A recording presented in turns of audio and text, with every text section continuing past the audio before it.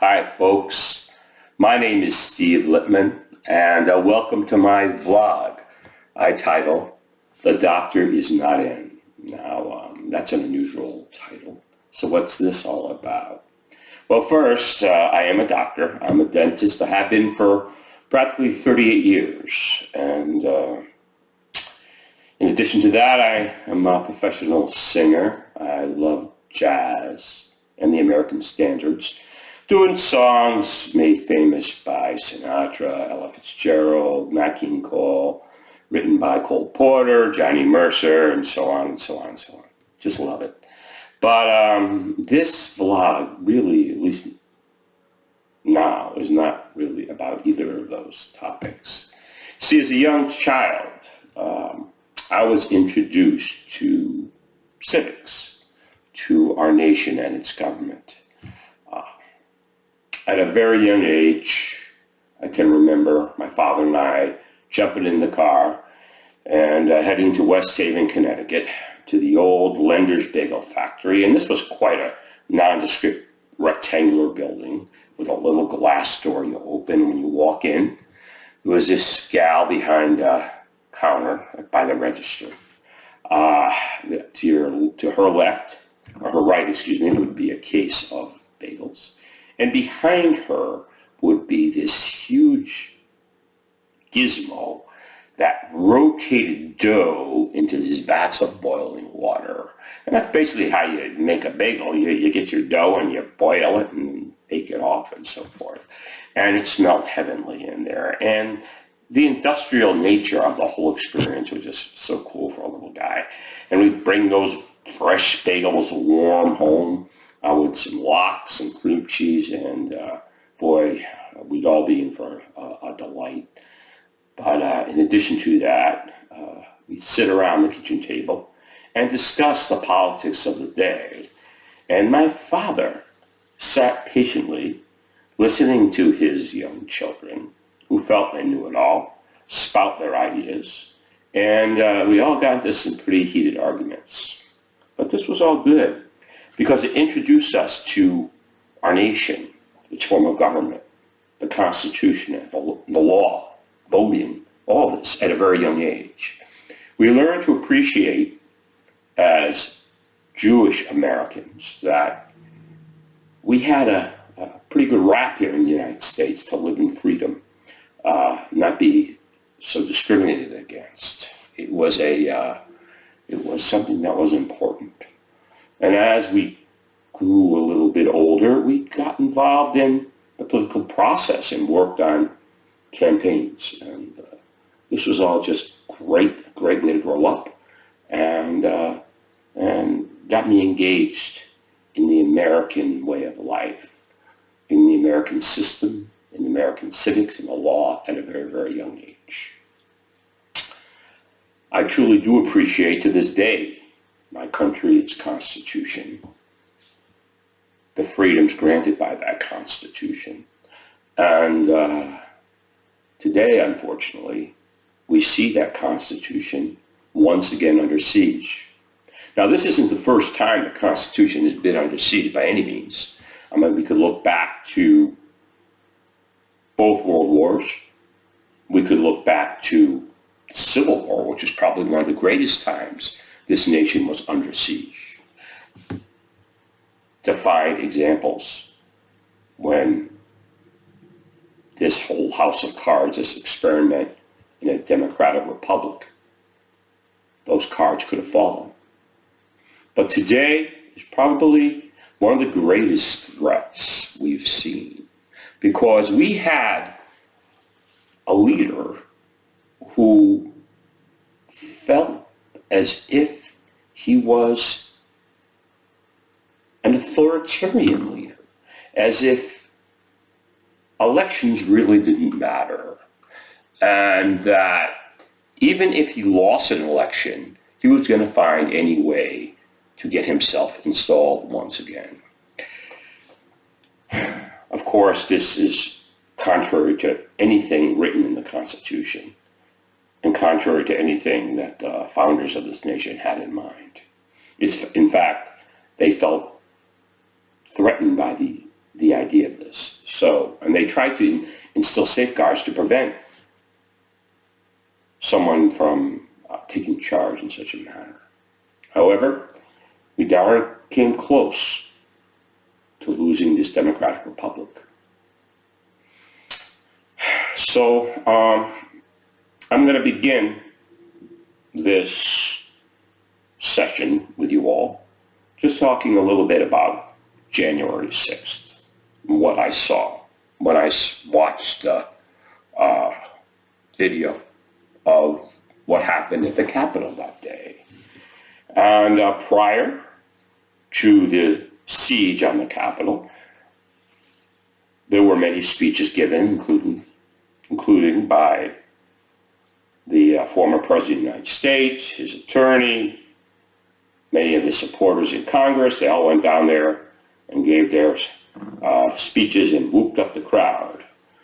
And the crowd then walked up to the Capitol, stormed it, attacked it, created mayhem, destroyed property, desecrated it, defecated on it, peed on it, whatever you want to say, killed people, injured people, threw people against doors, threatened to go kill members of Congress. They stopped the entire proceedings to confirm that Joe Biden was the duly elected president. That was the purpose that day in Congress. They were supposed to confirm it by law and the proceedings. And this seemed to be the purpose.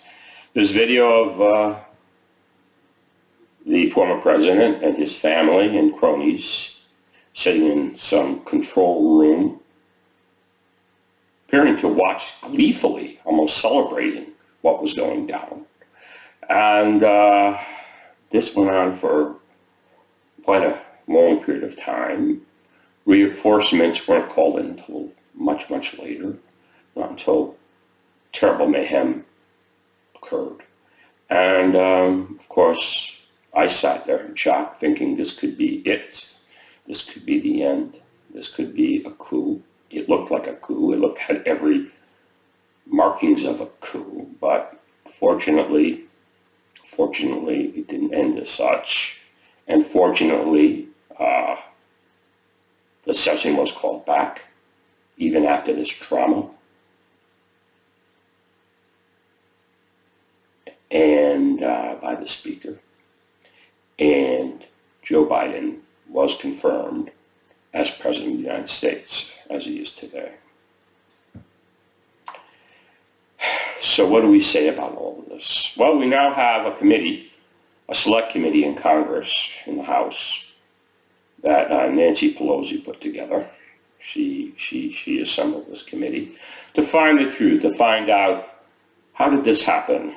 Why was the Congress left so helpless? Why weren't there more reinforcements? Who were those people who came in and attacked? How did they get there? Who paid their way? Who planned this? Because something of this scale just didn't happen spontaneously. It couldn't. Why was the former president kind of watching gleefully as this all went down? Why was the former president, even in Washington, why wasn't he just removed with such a attack happening on the Capitol and put in a bunker for safety? No, these are all questions that are very, very important, and we need to know, okay, who was behind trying to stop the affirmation of Joe Biden being called President of the United States? So, of course, this involved Mike Pence. They were after Mike Pence, so forth. This was quite a affair that day. Now, to be sure, it wasn't supposed to be a select committee in the first place. I mean, that day, there was bipartisan support for a commission. Man, people were pretty upset. And, but that seemed to fade days later. And it seemed like really no one really was interested in having such a committee. So much that the Republicans just opted out. They said, we want no part of it, even though they could have had 50% control. They just wanted to move on. They thought it wasn't a big deal. Let's just move on. We don't need to know what happened that day. It was just they were just tourists. They were not that bad. It wasn't such a bad day anyways. Well, this kind of disinformation, this Orwellian disinformation of telling you what it is when I saw with my own eyes what it was mind-blowing to me. But this is what happened. So we now have this select commission, and it's bipartisan with, thankfully, Liz Cheney and Adam Kinzinger, I guess that's how you say his name, and on that committee. And together they're intent on finding the truth, to finding out how did this happen, and who are the players that made this happen. And we need to know that. And unfortunately, it's pretty clear that elementally, the former president of the United States, Donald Trump, was behind this whole affair in trying to prevent Joe Biden from being sworn in as president, and in turn having him reinstalled as president, regardless of the election, against the wishes of the people, of the citizens of the United States of America.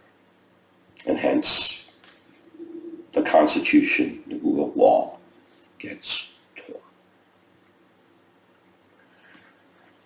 It's quite a setup, isn't it? And that's where I'm going to leave it today. I'll talk more about it in my next chapter, but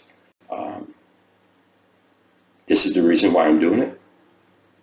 I love my nation. I'm proud to be an American. America has given me more opportunity. I was a poor kid, and I was able to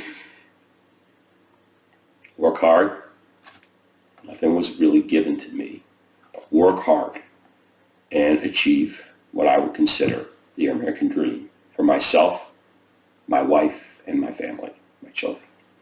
And where you can't ask for more than that. And what I want to be sure, at least do whatever I can do to, what I would like to do is perpetuate that American dream for all Americans, regardless of their religion, their race, their skin color, for all Americans.